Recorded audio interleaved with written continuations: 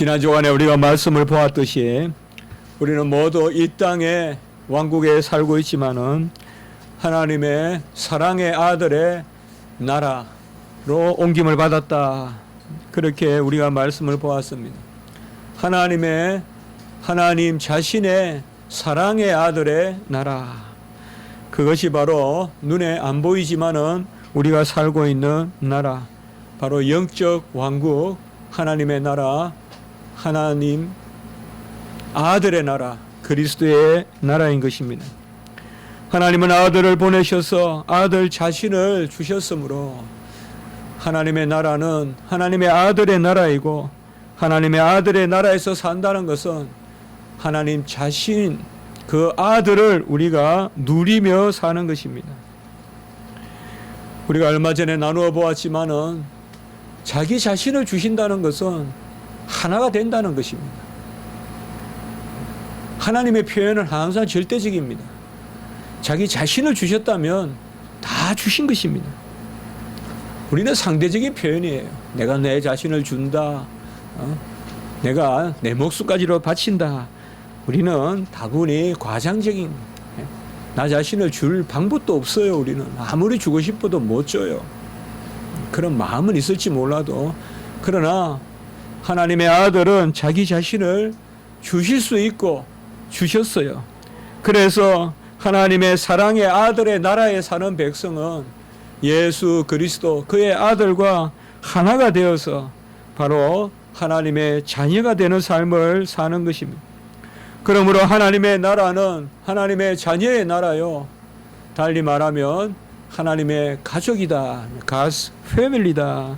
하나님의 가족이다라고 이렇게 부를 수 있는 것입니다. 성경에는 이 나라라는 표현과 더불어서 국민이다, 신민이다, 시민이다 이런 표현도 나오기는 하지만은 가족이라는 표현을 많이 써요. 그래서 하나님의 나라지만은 그 하나님은 아버지고 우리는 자녀로서 한 가족이 되는 것입니다. 하나님의 자녀다. 우리가 매번 그렇게 되뇌이고 날마다 그런 줄 알고 살지만은 참 얼마나 오묘한 말이고 어떻게 보면 우리가 가닿기 어려운 그런 말입니까? 하나님의 자녀라는 것 어떻게 한번 깊이 생각해 보셨습니까? 하나님의 자녀는 오직 하나님께로 난 자들입니다. 요한복음 1장 13절에 보면 하나님께로부터 난 자들이니다. 혈통으로나 육정으로나 사람의 뜻으로 나지 아니하고, 사람의 혈통으로 나지 아니하고, 또 육정이란 말은 원어로 보면 육체의 뜻이라는 뜻이에요. 어떤 육체의 뜻, 그러니까 우리의 정서라든지 우리의 어떤 소욕이라든지 그런 것으로 난 것도 아니요, 또 사람의 뜻으로 난 것도 아니요. 우리가 오직 하나님께로부터 난 자들이다 라고 이렇게 말하고 있습니다. 하나님께로부터 어떻게 납니까? 니고데모가 질문을 던졌죠. 어떻게 하나님으로부터 납니까? 우리 주님은 정확하게 대답하셨죠. 성령으로 거듭나야 된다. 성령과 물로 거듭나야 된다. 바로 성령으로 거듭나야 하나님 나라에 들어간다. 곧 하나님의 아들의 사랑의 나라에 옮김을 받는 방법은 성령으로 거듭나야 됩니다. 예수 그리스도가 이 땅에 오실 때 그 육신을 마리아에게서 취했지만은 성령으로 잉태하셨죠. 우리도 새로운 거듭난 그러한 육체 가운데, 영혼 가운데 살지만 이제 성령으로 잉태한 거예요. 성령으로 거듭난 거예요. 주님께서 성령으로 이 땅에 잉태하셨듯이 우리도 성령으로 거듭나서 이제 새 삶을 살고 하나님의 자녀의 삶을 사는 것입니다. 요한복음 3장 6절 계속 니고데모에게 하시는 말씀 중에 육으로 난 것은 육이요 영으로 난 것은 영이니라고 이렇게 말했습니다. 그러므로 성령으로 거듭난 우리는 바로 성령에 속하고 성령의 소욕대로 사는 것이고, 또 요한복음 3장 8절에 보면 성령으로 난 사람은 바람이 임의로 불어 어디서 와서 어디로 가는지 모르듯이 성령으로 난 사람도 그렇다라고 이렇게 이야기하고 있습니다. 저도 어디에서 와서 어디로 언제 거듭났는지 모르겠어요. 요새 이단들 구원판이 특별히 구원파 많이 이야기해요. 이번에 저 죽은 구원파나 지금 이요한이 하는 그 구원파나 박옥수 구원파나 다 동일한 근신찬 이단들이 다 김기동이하고 또 짜가고 있고 전부 다 그 한 이단들이에요. 뉴스에 언뜻 보니까 어느 영화배 어느 탤런트인가가 우리는 이요한 거기에는 아니라 실수한 거예요. 자기가 그 이단교회 다닌다고 또 폭로한 거예요. 어떻게 보면 자기는 거기하고 다르다 생각하는데 그건 더한 이단이에요. 그거 의정부에서 많이 활동하는 이러한 이단들은 언제 영을 받았고 어떻게 영을 받았고 정확하게 안다고 이야기하지만은 성경은 그렇게 말하지 않아요. 성령으로 난 사람은 바람이 임의로 불어 어디서 와서 어디로 가는지 모르듯이 이게 비밀이에요. 구원의 비밀이에요. 분명히 우리가 거듭났지만은 정확하게 꼬집어서 무슨 내가 성령을 받으니 무슨 뭐가 나타나더라. 나타난다 한들 아무에게도 동일하게 나타나지 않아요. 성령의 현상은 고유한 거예요, 여러분. 고유하기 때문에 성령은 바람으로도 불로도 비둘기로도 다양하게 그렇게 나타나는 것입니다. 시편 2편 7절에 보면 너는 내 아들이라 오늘 내가 너를 낳았도다. 하나님의 자녀는 하나님께로부터 난 자들이고 성령으로 거듭나서 언제 바람이 어디서 불어오는 듯이 몰라도 제가 우리 집에 있으면 정말 바람이 좋거든요. 또 제가 설교 때 말씀을 드리는데 정말 이 바람이 어디서 오는지 얼마나 상긋한지요. 향기롭고. 그러나 바람 길은 알 수가 없어요. 문을 이렇게 열어놓으면 이리 올 것 같아도 또 그리 안 오기도 하고. 성령도 그렇다는 거예요. 그러니까 절대 주권적으로 역사하기 때문에 너무 인위적으로 무슨 장소를 마련한다고 그곳에 정확하게 성령의 임재가 있고 그렇지 않아요, 여러분들. 바로 성령으로 거듭난 자는 다 이렇다. 성령으로 거듭난 사람은 바로 그리스도가 그 안에 사시는데 이제 성령으로 사시는 것입니다. 그리스도가 어떻게 우리 안에 사십니까? 라고 묻거든 성령으로 사십니다. 이렇게 대답하면 돼요. 성령으로 사시는 게 뭡니까? 라고 말하면 보이지 않으나 실제적입니다. 라고 말하면 돼요. 이 고백신앙이에요. 이게 답이 아닌 것 같죠? 이거보다 더 큰 답이 없어요. 이거보다 더 정확하고 구체적인 답이 없다고요. 우리는 항상 붙들려야 그게 정확하다고 생각하고 보여야 정확하다고 생각하는데 보이지 않으나 실제적이고 살아계신 바로 그리스도가 우리 안에 살아계세요. 분명히 그렇게 전하시고 고백하세요. 갈라디아서 2장 20절에 이제 내 안에 그리스도가 사신다. 뭐로 사시느냐? 성령으로 사세요. 그 성령으로 사시는 것이 바로 실제적으로 사시는 것이에요. 우리가 받은 보혜사 성령은 그리스도의 영이기 때문에 그리스도가 우리 안에 사시고 그리스도가 우리 안에 사신다는 것은 바로 그리스도의 생명이 우리 몸에 나타난다. 고린도후서 4장 10절 오늘 다음 장에 나오는 10절에 보면 우리가 항상 예수의 죽음을 몸에 짊어지면 예수의 생명이 몸에 나타나라 하려니라. 11절에도 보면 우리 살아있는 자가 항상 예수를 위하여 죽음에 넘겨지면 예수의 생명이 또한 죽을 육체에 나타나게 하려 함이라. 예수의 생명이 우리에게 임하고 그 가장 정확한 표가 바로 빛이에요. 빛이 임하면 어두움은 죽어요. 그래서 살아있다는 표는 죽음이에요. 그래서 예수의 죽음을 몸에 짊어지고 항상 예수를 위하여 죽음에 넘겨지면 어떻게 보면 날마다 죽지 않는 사람은 생명이 없는 사람이에요. 우리가 아직까지 불완전하다고 본다면, 그것이 확실하다면, 그렇죠. 우리는 아직 영화롭지 못하죠. 항상 되돌아보면 삐뚤삐뚤하잖아요. 모난 게 많잖아요. 아직 우리의 성정이 악하잖아요. 그러면 날마다 죽어야 돼요. 그 가운데 날마다 예수의 생명이 역사하는 것입니다.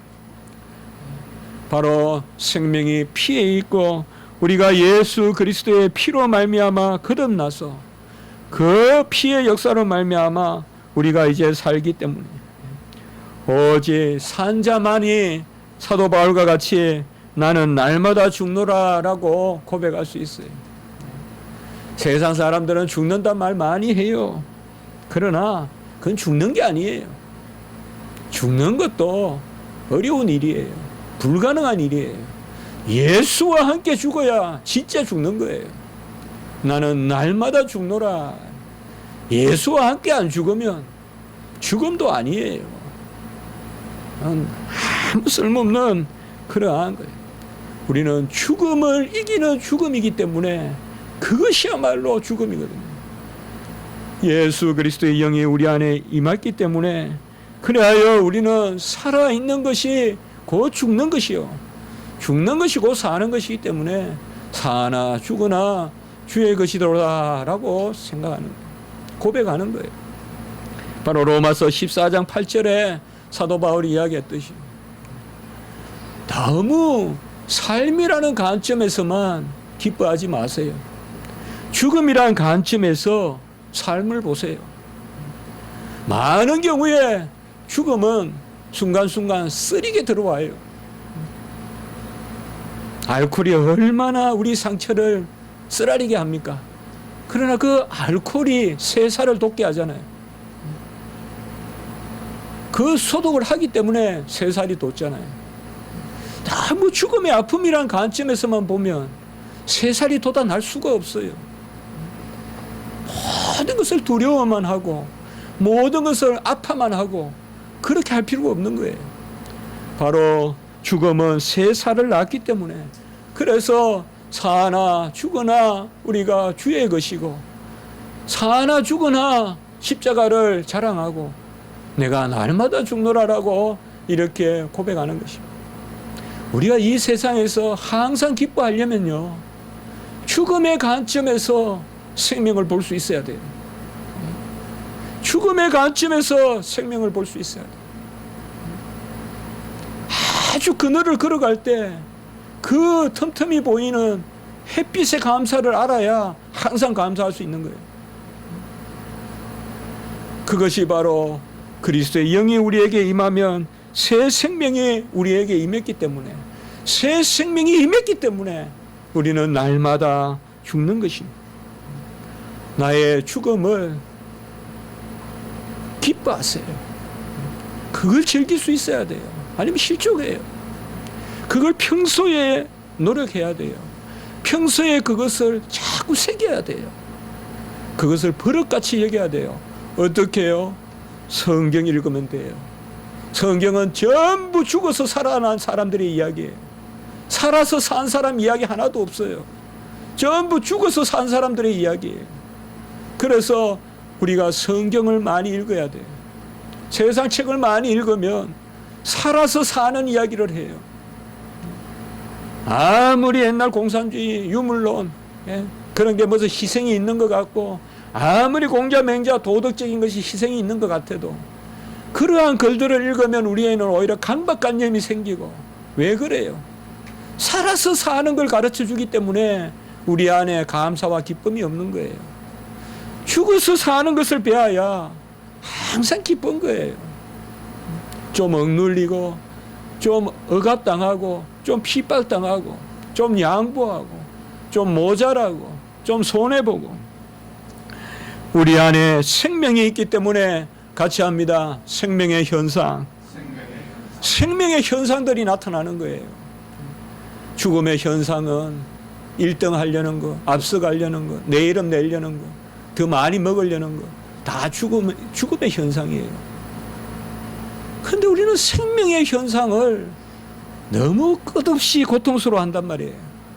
생명의 현상은 오히려 양보하는 것이요, 생명의 현상은 오히려 당하는 것이요, 생명의 현상은 오히려 많은 경우에 굶주리는 것이요, 그걸 기뻐해야 되거든요. 그게 생명의 현상이거든요. 죽음의 현상이 아니라 바로 우리 안에 생명이 있는 것입니다.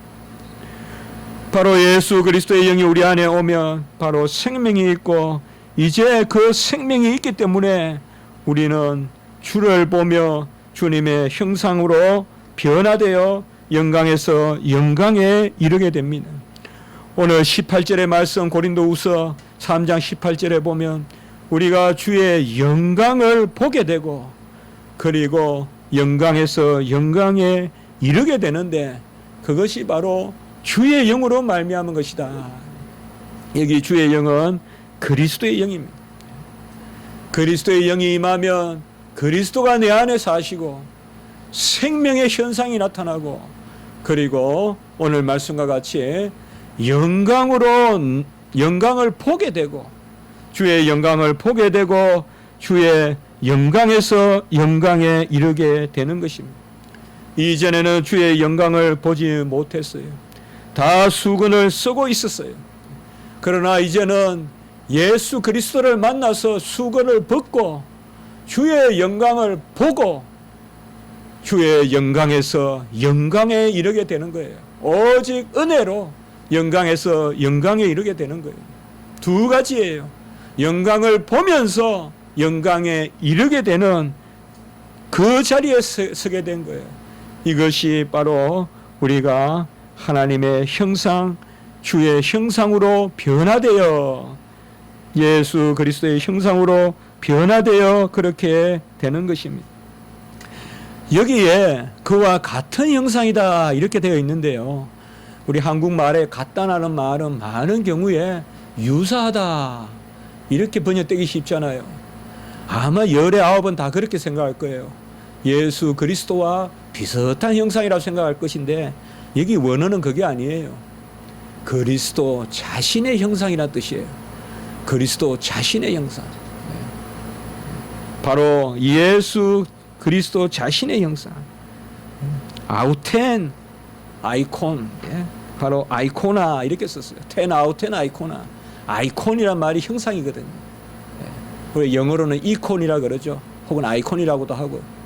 형상이거든요. 바로 예수 그리스도 자신의 형상이에요. 그러니까 주님과 비슷한 형상도 아니라 예수 그리스도 자신의 형상으로 우리가 변화되어 영광에서 영광으로 이른다라고 이렇게 말씀하고 있습니다.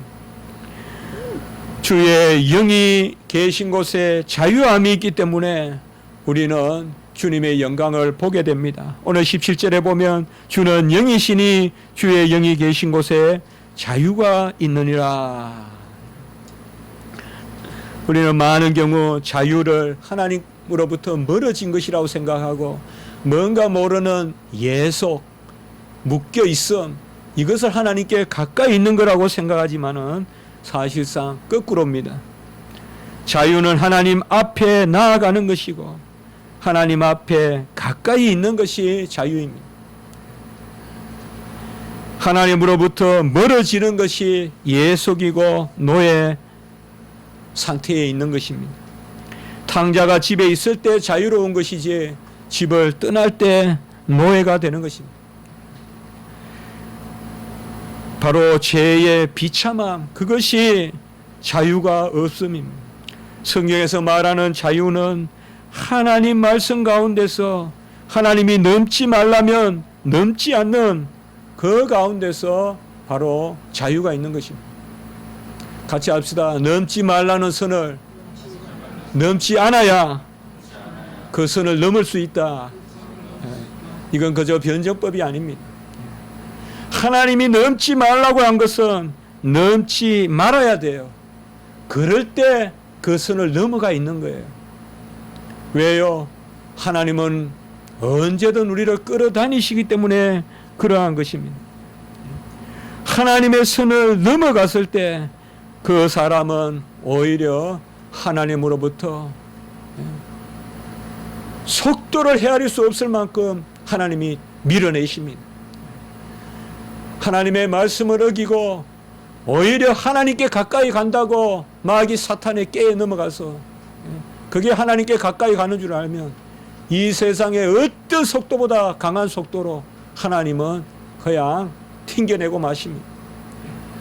그것이 노예요 굴종인 것입니다. 여러분, 가까이 오지 마라 그러는 것이 하나님이 우리를 그저 두시려고 그럴까요? 엄마가 밥을 짓는데 우리 아이가 엄마 내가 한번 밥을 지어볼게. 때가 되어서 엄마가 됐어 가까이 오지 마. 그럼 밥을 짓지 않겠다는 거예요. 그 가까이 오지 말라는 거예요. 가까이 오지 말라는 것은 엄마가 밥을 지어 주시겠다는 거예요. 저는 주로 어릴 때 추억이 많아. 어릴 때 이야기만 많이 하고 뭐 도의 추억은 별로 없어요. 그래도 고등학교 때부터 도시에 살았는데도 아름다운 이야기는 거의 저는 시골 이야기밖에 없는데 어릴 때 우리 스케이트라고 이렇게 샀어요. 그 스케이트라고도 안 하고 그냥 스게트하고 그랬는데 이거는 이렇게 날을 대가지고 판자에 이렇게 받치고 아마 서울 사람들도 그런 걸 본 적이 있을 거예요.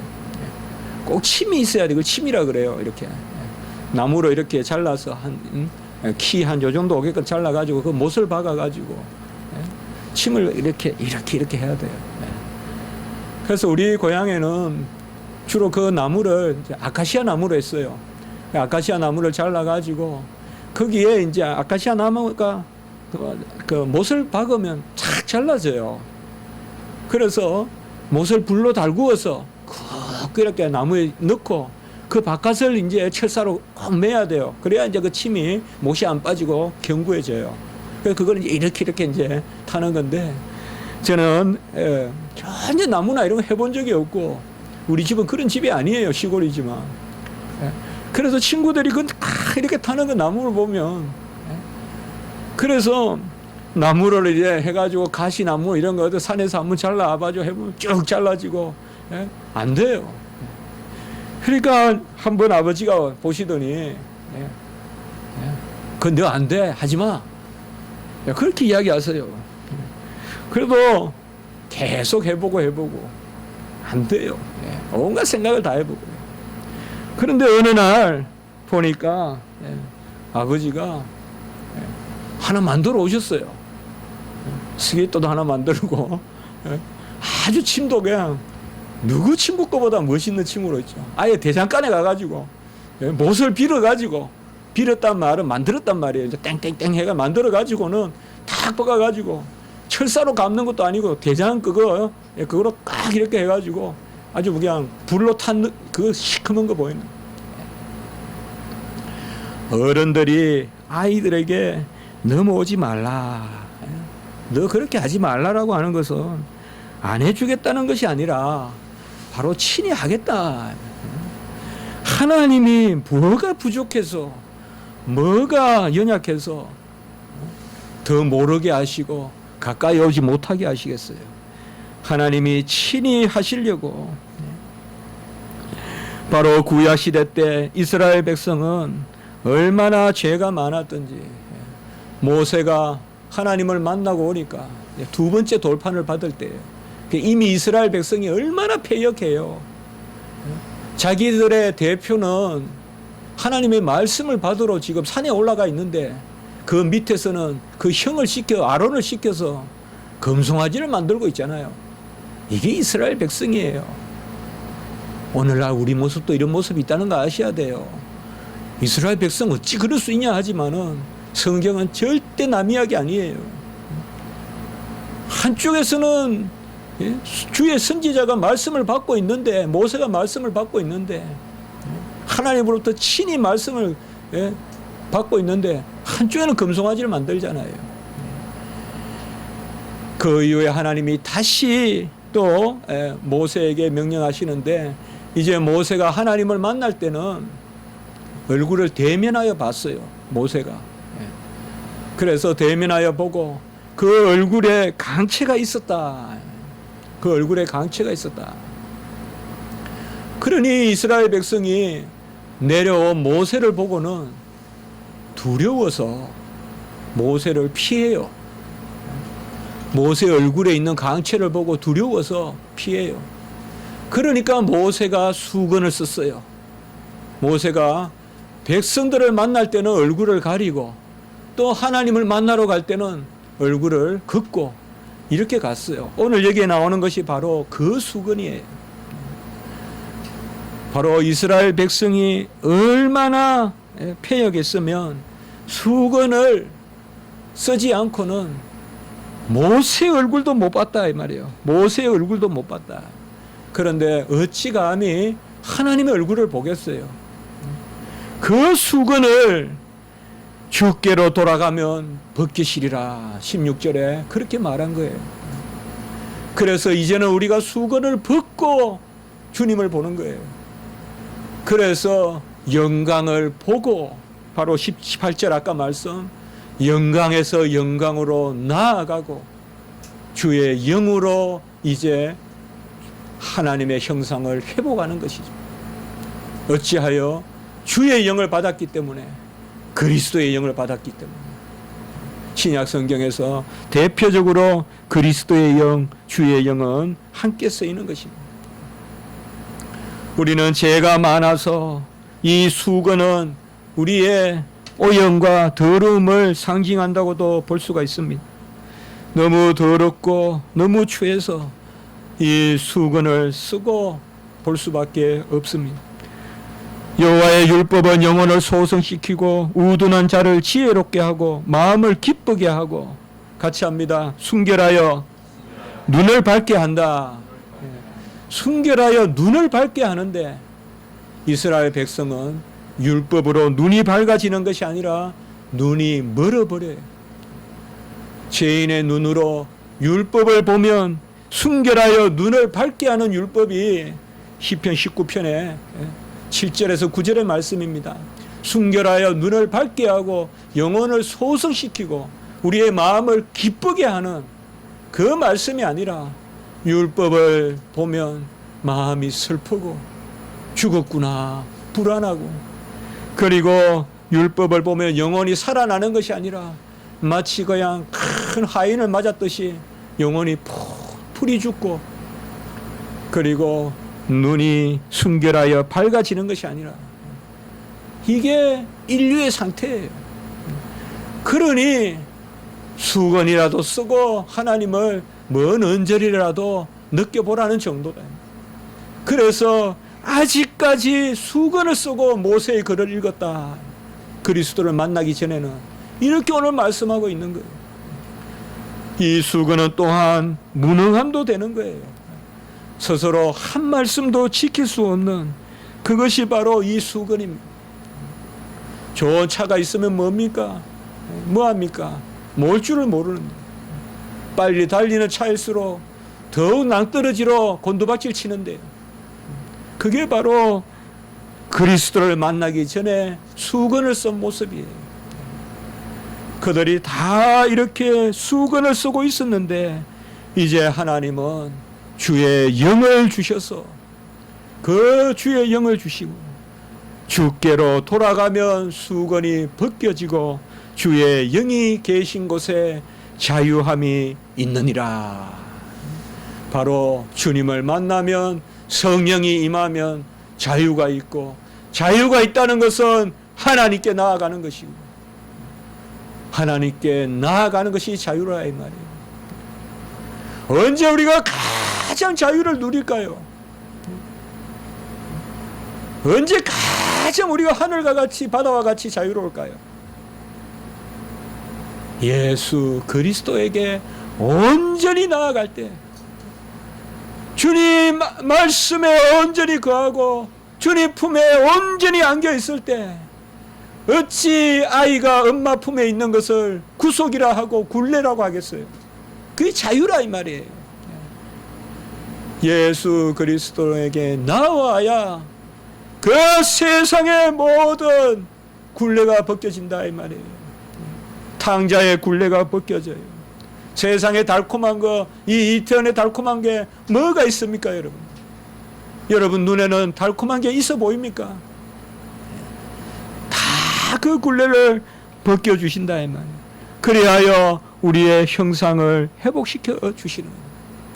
최초에 하나님이 인류를 지으시되 아담과 하와를 지으시되 자신의 형상으로 지으시고 그 형상을 바로 영혼으로 코에 생기를 불어넣어 그 생기를 주신 것은 하나님을 찬미하려고 생기 있는 자마다 여호와를 찬양하라. 호흡 있는 자마다 여호와를 찬양하라. 시편 150편 6절 우리가 자주 말씀하지 않습니까? 우리는 예수 그리스도를 만나서 이제 수건을 벗고 자유함을 누려서 영광을 보게 되고 영광으로 영광에 이르르는 오직 주의 영의 그러한 역사 가운데서 우리가 살아가는 것입니다. 이제는 무서워하는 종의 영을 버려버렸습니다. 무서워하는 종의 영을 우리가 버렸어요. 로마서 8장 15절에 이전에는 종의 영을 받았다. 여러분 잘 아십시오. 말씀을 무서워하는 것과 말씀에 찔리는 것은 다른 것입니다. 하나님의 말씀이 우리를 찌르는 것은 교훈입니다. 그러나 말씀을 무서워하는 것은 버림받은 사람들이에요. 그 사람들은 말씀을 무서워하고 말씀을 무서워하는 것은 말씀을 필히 대적합니다. 잘 아셔야 돼요. 둘 중에 하나예요. 말씀에 찔림을 받느냐 그리하여 은혜의 길로 나아가느냐 말씀을 두려워하여 말씀에 대적하느냐. 우리는 더 이상 두려워하는 종의 영을 받지 아니하고 자유하는 영을 받았기 때문에 말씀에 찔리되 자유롭게 기쁘게 찔리는 거예요. 엄마 아빠 더 말씀해 주세요 하면서 하나님 품에 안기는 거예요. 가까이 가는 거예요. 그게 자유한 것이에요. 이스라엘 백성은 이 자유의 영이 없었기 때문에 진리를 알되 진리를 대적했어요. 구약 때는 선지자를 돌로 쳐 죽였어요. 왜 그럴까요? 진리를 두려워하기 때문에 그래요. 무관심한 게 아니에요. 둘 중에 하나라고 했어요. 제가 진리를 두려워하거나 진리의 찔림을 받아서 마치 나를 박차로 차주듯이 그게 바로 우리의 모습이에요. 우리는 진리의 찔림을 받아서 바람으로 인하여 더 빨리 가는 배와 같이 우리는 더 빨리 가는데 주의 영을 받지 못한 사람들은 하나님의 말씀을 두려워해요. 두려워하고 필히 하나님의 말씀을 대적합니다. 그 크라이막스가 진리이신 예수 그리스도를 십자가에 못 박은 서기관과 바리새인들이에요. 그들만큼 열심히 성경 읽은 사람 없고 암송하는 사람 없어요. 경문을 차고 다니고 눈을 떠도 말씀이 있고 손목을 들어도 말씀이 있고 행할 때도 말씀, 볼 때도 말씀, 계속 말씀하면서 살지만은 그들은 사실 말씀을 두려워했어요. 진리이신 말씀이 이 땅에 오니까, 빛이신 말씀이 이 땅에 오니까 빛을 거역하고 진리를 거역하고 진리를 십자가에 못 박아 버린 것이에요. 우리는 주의 말씀으로, 자유하는 말씀으로 사는 것입니다. 같이 합니다. 자유의 말씀. 거기 한 가지 우리는 고백합시다. 하나님의 말씀이 나를 자유롭게 한다. 하나님의 말씀이 있는 곳에 은혜가 있다. 약속이 있다. 하나님의 말씀을 나는 즐거워한다. 기뻐한다. 내 눈을 정결하여 밝게 하고 내 마음을 기쁘게 하고 영혼을 소성시킨다. 우리는 이 말씀에 고백이 있어야 됩니다. 언제든지 주께로 돌아가면 수건이 벗겨지는데 이제 우리가 주님의 형상으로 주의 영으로 거듭난 것입니다. 예수 그리스도는 하나님 자신이지만은 오늘 말씀에 보면 그와 같은 형상이라고 했습니다. 잘 아셔야 될 것은 예수님은 하나님 자신입니다. 그런데 왜 하나님과 같은 형상, 바로 하나님의 형상이라고 할까요? 이것은 우리의 하나님의 형상을 회복시켜 주려고 예수님이 우리와 같은 하나님의 형상으로 이 땅에 오셨다는 것입니다. 여러분 고린도후서 4장 4절 마지막 부분에 보시면 같이 합시다. 그리스도는 하나님의 형상이니라. 혹시나 오해하시면 안 돼요. 그리스도는 하나님이세요. 하나님의 형상은 인류예요. 형상이란 말은 그 자체를 의미하는 게 아니잖아요. 근데 왜 그리스도에게 하나님의 형상이라 썼을까요? 그리스도는 하나님이시요. 신성으로서는 하나님이시지만 사람으로서는 하나님의 형상으로 오셨다 이 말이에요. 그리하여 우리의 형상을 회복시키러 오셨단 말이에요. 그래서 하나님의 형상이라고 이야기하는 거예요. 덥석 그냥 예수는 하나님의 형상이고 성분은 하나님의 본질이고 이러면 큰일 나요. 예수님은 하나님의 본질이에요. 하나님의 자신이에요. 그러나 우리를 구원하시려고 하나님의 형상으로 오셨어요. 그래서 그 형상을 완성하시고 그 형상을 따라서 우리도 하나님의 형상을 회복하게 하시는 거예요. 엘리야가 하나님의 형상을 보여주는 거예요. 엘리사가 하나님의 형상을 보여주는 거예요. 우리 성도님들이 다 하나님의 형상을 보여주시는 줄 믿습니다. 우리 오늘 축복하는 마음으로 우리 고수정 사모님 바라보면서 사모님 안에 하나님의 형상이 보입니다. 한번 해봅시다. 우리 먼 길 가시는데 사모님 안에 하나님의 형상이 보입니다. 자유의 영이 있고 말씀의 찔림이 있고 하나님의 형상으로 회복시켜 주셨습니다. 어디 가나 하나님이 함께 하시고 그 영의 능력으로 모든 것을 이기게 해 주시는 것입니다. 우리 서로가 다 하나님의 형상이 있어요. 주의 영을 받았어요. 그래야 수건을 벗었어요. 주의 영광을 보는 거예요. 내 눈이 주의 영광을 보는 거예요. 그리고 그 영광에서 영광으로 자라가는 것입니다. 고린도후서 5장 4절에 보면 죽을 것이 생명에 삼킨 바 되었다. 이제 생명이 죽음을 삼키는 것입니다. 우리가 결국 다시 딛고 일어서는 것은 이 고백이에요. 절대 어둠은 빛을 이기지 못합니다. 아주 어린아이가 들고 있는 작은 촛불 하나도 세상의 어둠을 이깁니다. 생명이 어둠을 삼키는 것입니다. 죽을 것이 생명에 삼킨 바 되었고 모세는 율법의 직분을 맡았으나 모세는 율법의 직분을 맡았는데도 그 직분이 얼마나 귀한지 이스라엘 백성이 수건을 쓰지 않고는 모세를 두려워서 못 봤다고 했어요. 모세가 보면 두려운 거예요. 그냥 왜 그럴까요? 모세는 말씀의 직분, 율법의 직분을 받았기 때문에 모세 보면 하나님 말씀 생각나는 거예요. 왜 두려운 거예요? 그러나 우리는 그거보다 더 큰 직분을 받았다고 했어요. 고린도후서 3장 8절 9절 보면 영의 직분을 받고 의의 직분을 받았다고 했어요. 모세보다 우리는 더 큰 직분을 받았어요. 모세의 얼굴을 세상 사람이 못 봤다면 우리의 얼굴은 더 못 쳐다봐요. 더 못 쳐다봐요.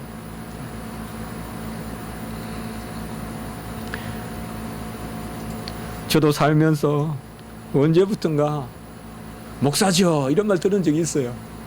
그건 기분 좋더라고요. 기분 좋더라고요. 우리가 영의 직분을 맡았고 의의 직분을 맡았기 때문에 우리의 얼굴에도 하나님의 그런 강체를 주시는 것입니다. 이제는 말씀을 받으면 영혼이 소성돼요. 죽은 나무에 물을 뿌리면 뿌리는 썩어버리지만 주의 영을 받은 우리에게 말씀에 물이 뿌려지면 무럭무럭 자라는 거예요. 이제는 우리에게 말씀에 그러한 물이 뿌려지면 이른 비와 늦은 비가 뿌려지면 영혼이 소성되고 지혜롭게 되고 마음이 기쁘게 되고 눈이 순결하여 바로 밝아지게 될 줄 믿습니다.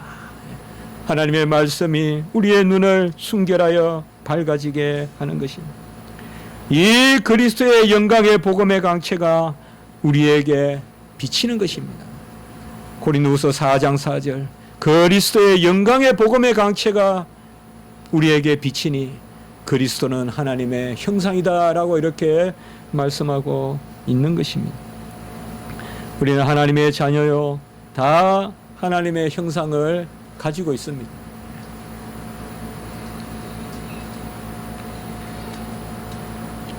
좀 아닌 것 같아도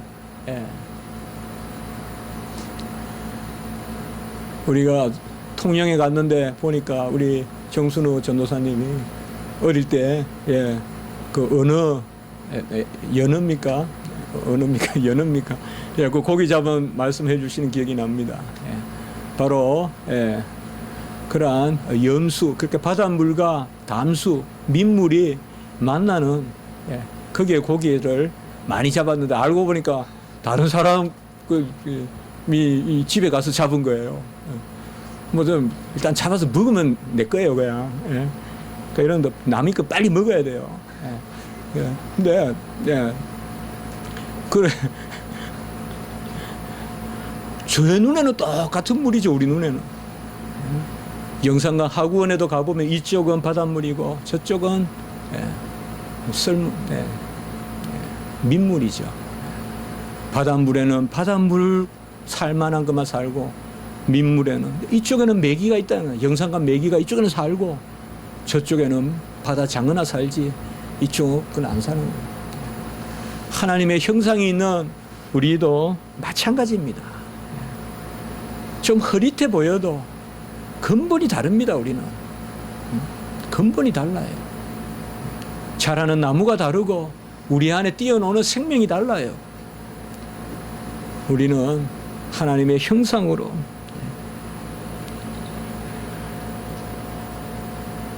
제가 한때 충주 탕금대에 가본 적이 있거든요. 거기에 칠립 장군이 배수의 진을 쳤던데 거기 가보면 뭐 다른 건 많이 볼 건 없고 여러분들 다음에 한 가보시면요. 거기 가보면 근태영 시인이라고 시가 하나 있어요. 시비가 하나 있어요. 그 시가 생각나서 제가 다 외우지는 못해서 여러분 아는 분은 알 거예요. 이분이 무슨 시를 적었는가 하면 오리라는 시를 쓴 분이에요. 둥둥 엄마 오리 몸물 위에 둥둥 동동 아기 오리 엄마 따라 동동. 이 노래 다 알죠? 다 알죠, 우리? 둥둥 엄마 오리 뭐 따라 둥둥. 그 따라 알죠, 다. 이 동시 적은 분이에요. 근태영 씨라고. 우리나라 동시의 대표적인 그런 분이에요. 이분이 감자꽃이라는 그러한 동시가 있어요. 제가 한번 읽어볼게요. 자주 꽃핀 건 자주감자, 파보나 마나 자주감자. 하얀 꽃핀 건 하얀 감자, 파보나 마나 하얀 감자. 자주 꽃핀 건 자주 감자, 파보나 마나 자주 감자. 하얀 꽃핀 건 하얀 감자, 파보나 마나 하얀 감자. 금방 다 외웠네요. 자주 꽃핀 건 자주 감자가 열리고 하얀 꽃핀 건 하얀 감자가 열린다는 거예요. 어느 평론가 그 책에서는 보니까 제가 기억나는데 이 시가 일제시대 때 위선자들을 비꼬아서 할 시다라고도 하지만 너무 그렇게 우리가 심화해 볼 필요는 없고 어쨌든 우리는 자주 꽃이든 하얀 꽃이든 우리는 하나님의 형상이에요. 파보나 마나 하나님의 형상이에요. 우리는 하나님의 형상이고 하나님의 열매를 맺어야 돼요. 하나님 앞에 자유로워야 되고 그 영광을 향하여 우리가 나아가야 되는 것입니다. 오늘 골로새서 읽었던 말씀에 보면 우리가 한 절 읽었죠. 15절에 보이지 아니하시는 하나님의 형상이요 모든 피조물보다 먼저 나시니가 우리 주님이라고 말씀했습니다. 여기에서 보이지 아니하는 하나님의 형상은 제2 성자 하나님, 히브리서 1장 3절과 같이 그렇게 볼 수도 있지만 특별히 문맥이나 단어로 봤을 때 이것은 바로 우리의 하나님의 형상을 회복시키기 위하여 오신 그 하나님의 형상, 그분이 예수 그리스도시라는 것입니다.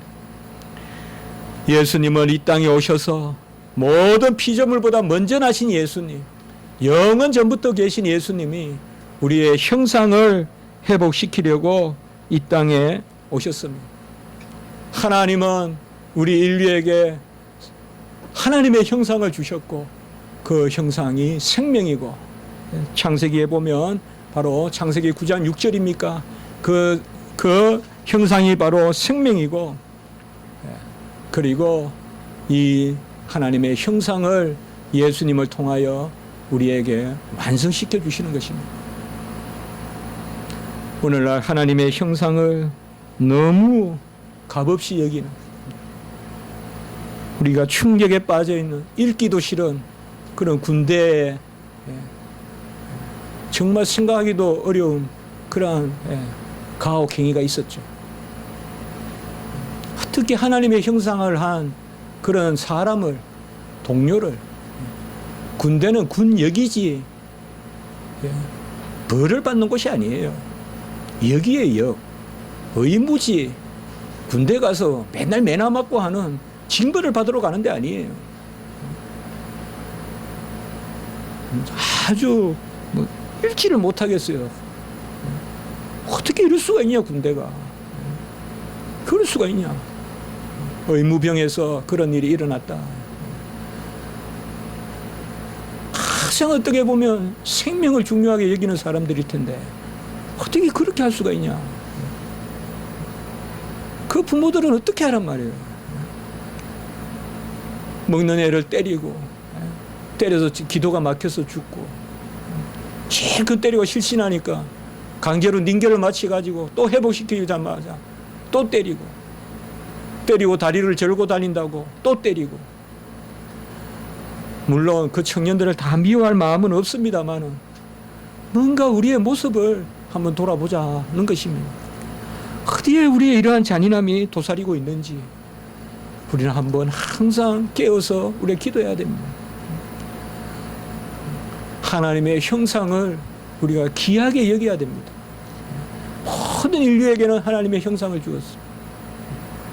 이스라엘 백성도 바로 구약의 하나님의 형상, 하나님의 형상으로 지음받았다는 말씀을 맡은 이스라엘 백성이 어찌 그 아이들을 그렇게 무차별하게 죽이냐 이 말이에요. 거의 1700명이 지금 죽어가는, 미국도 한마디도 하지 않고, 이게 어찌 지금 인류 21세기의 질서라고 할 수 있겠느냐. 아이 학교를 한문 폭격해서 그것도 안 해. 2번이나 그냥 폭격해버리고, 물론 말은 많지만 병원을 폭격해버리고. 이것은 이스라엘 백성이, 유대인들이, 그들은 유대교잖아요.